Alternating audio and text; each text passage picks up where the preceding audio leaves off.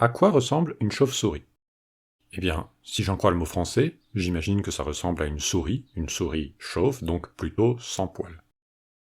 Car pour nommer une chauve-souris, on choisit souvent des mots qui la décrivent, comme le prouve d'ailleurs le français, avec l'adjectif chauve, sans poils donc, et le nom souris.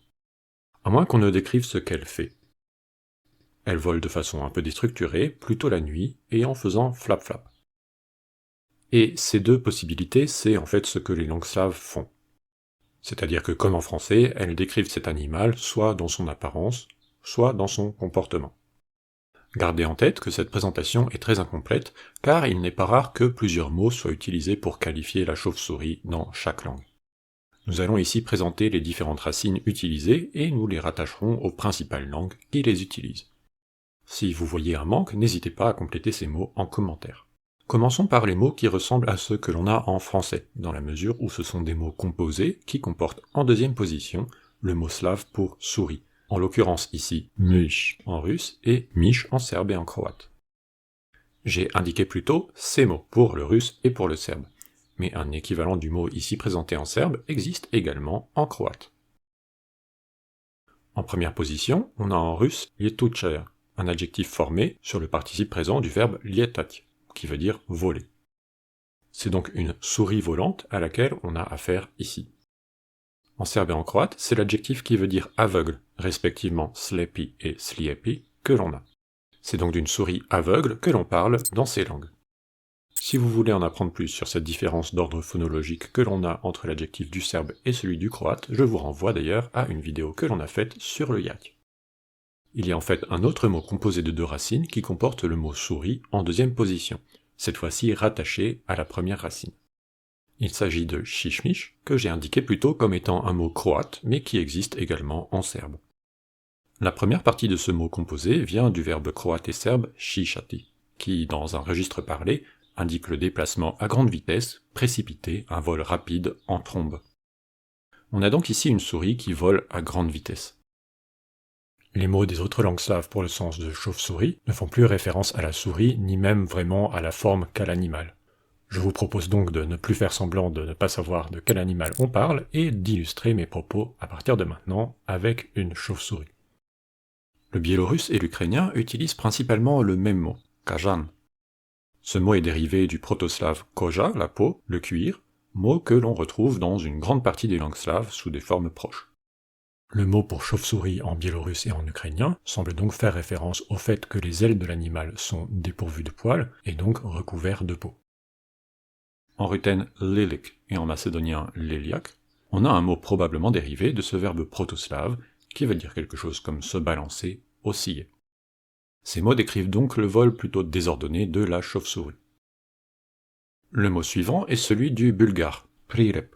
Il vient de ce verbe proto-slave qui veut dire coller, s'accrocher, auquel est ajouté le préfixe pri qui désigne le mouvement vers ou à quelque chose. C'est cette fois-ci la capacité de la chauve-souris à s'accrocher qui est décrite par le bulgare.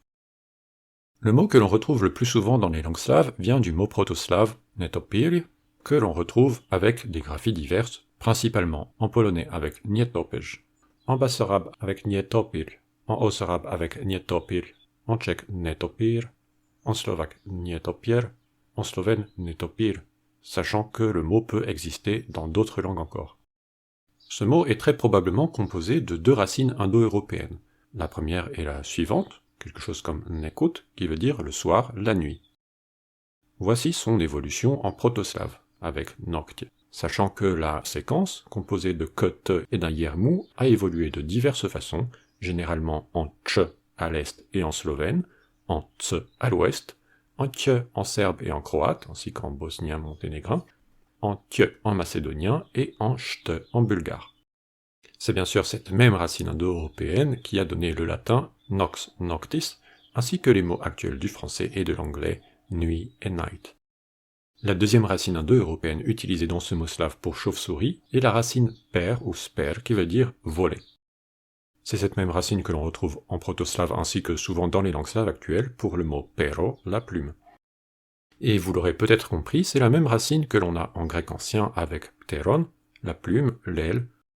Notre mot slave dit donc ici de la chauve-souris qu'il s'agit d'un animal volant et nocturne. en regardant le mot kashub shantopij, on voit bien que la deuxième racine du mot est la même que celle de netopir que l'on a vu plus tôt. En revanche, la première diffère.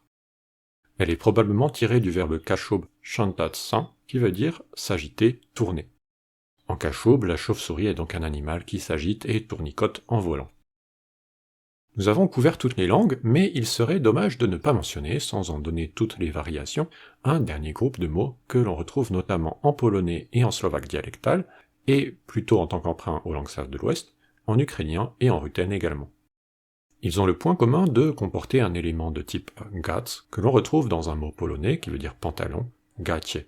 On a notamment gacek en polonais, hecok en slovaque, ou encore gacek en ukrainien, ce mot faisant référence au bruit de frottement des pantalons que l'on retrouve dans le vol de la chauve-souris. On peut retrouver ce mot associé à la racine per, que l'on a déjà vu plus tôt pour le vol, la plume. On le retrouve ainsi sous la forme gacopij en polonais, ou, dans le sens inverse, perhacz en ruthène et en ukrainien. Et pourquoi s'arrêter en si bon chemin, puisqu'on peut trouver également mishperhacz, avec en plus au début le mot pour souris, notamment en ruthène. Vous l'aurez compris, tout en ayant fait un tour relativement exhaustif des racines utilisées pour le mot chauve-souris dans les langues slaves, nous n'avons fait ici qu'effleurer la variété de tous les mots qui existent. Si vous appréciez le travail réalisé sur cette chaîne, je vous invite à la soutenir financièrement sur Patreon et sur Ko-fi. Je remercie d'ailleurs tous ceux qui le font déjà. Merci également à toute l'aide apportée pour la création de cette vidéo sur le serveur Discord de la chaîne. N'hésitez pas à y faire un tour, toutes les informations sont en description. La chauve-souris n'est pas le seul animal dont nous avons parlé sur cette chaîne.